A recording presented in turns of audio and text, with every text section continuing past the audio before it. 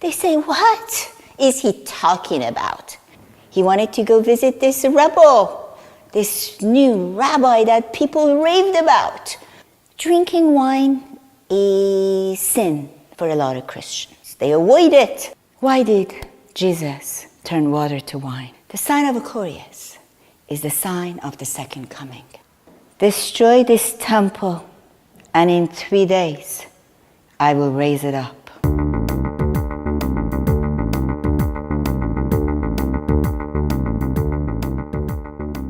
Jesus Christ said that to Pharisees. You can say the Sadducees were like the fundamentalists, and the Pharisees were like the charismatics. So Jesus tells both groups, destroy this temple, I'll raise it up in 3 days.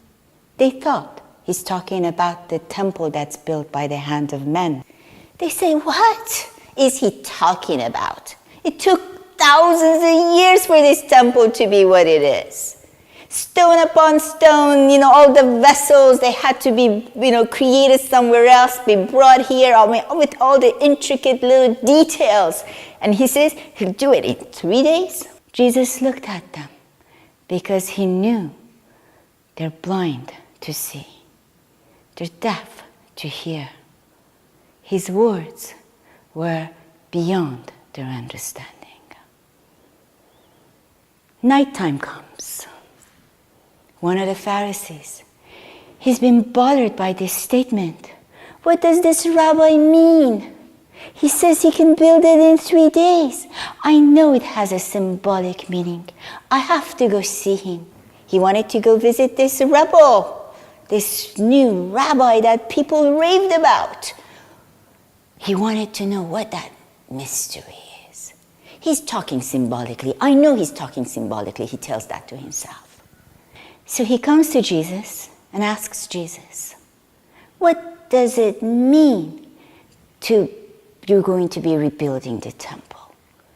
Jesus says, unless a man is born again, he cannot enter into the kingdom of heaven. Nicodemus is born again? How's that possible? How is a man going to be able to go back to his mother's womb to be born again? How's that possible? It's physically impossible. Jesus tells him, you think as man thinks, not as God thinks. What? Is it possible that we can think as God thinks? And that's what being born again means. There is a mystery there. To be born again, to be born in the image of God again, or to be stuck in self. That we come out of our little self. Jesus is explaining that all can be done away with. When we are born again, we start thinking collectively. We start thinking with compassion. I would like to talk more today about the first miracle. Jesus was invited to a wedding, and all the disciples. His mother was already there. At the wedding party, to the embarrassment of the groom and the bride, they ran out of wine. Drinking wine is sin for a lot of Christians. They avoid it. The tradition teaches that we should avoid things rather than have balance, rather than, avoidance is what helps us to become godlike, rather than understanding, the polarities and embracing the balance in between for our lives. So they go to Mary, and Mary finds out, and she feels bad for them. So she goes to her son and tells Jesus, they ran out of wine. And Jesus says, well, mother, what do you want me to do about this? My time has not come yet. Jesus tells the servants, fill up the pitchers. There were 6 pitchers there. 6. fill them up with water. Servants obey. And Jesus tells them, go serve to the guest. As people are drinking, the servants are shocked. The water is turned to wine. People are drinking this wine and thinking, wow, this is like the best wine, and they're surprised. Usually you always serve the best wine first, and then people have had many to drink and drunk, you bring in the cheaper wine. That's just how it is. Why did Jesus say to his mother, my time has not come yet? The stars explain this story as well. Why did Jesus turn water to wine? A lot of Christians will not drink wine. They think it's sin, it's evil to fill our bodies with wine. But isn't that a contradiction to what Jesus' first miracle was? Now I ask you, is there a balance that we need to keep in our lives? Is avoidance what keeps us pure? Or is true balance that keeps us on track of holiness? Jesus was representing, as the stars of heaven have foretold the story of the born king.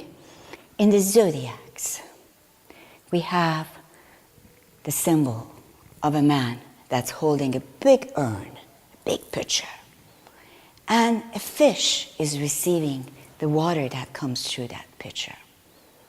That sign is called Aquarius.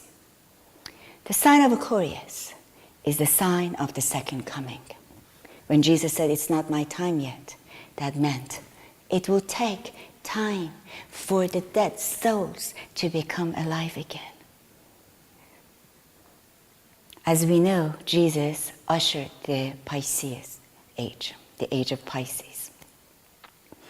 When he said, it's not my time yet, he meant when he comes to gather his people for his kingdom, that's when his time is. Astrologers, some think the age of Aquarius has already begun. There are those that they think it will be another 100, 150 years. But in the timeline of the stars and the planets and the universe and the cosmos, we are right in the midst of it. Second coming is near.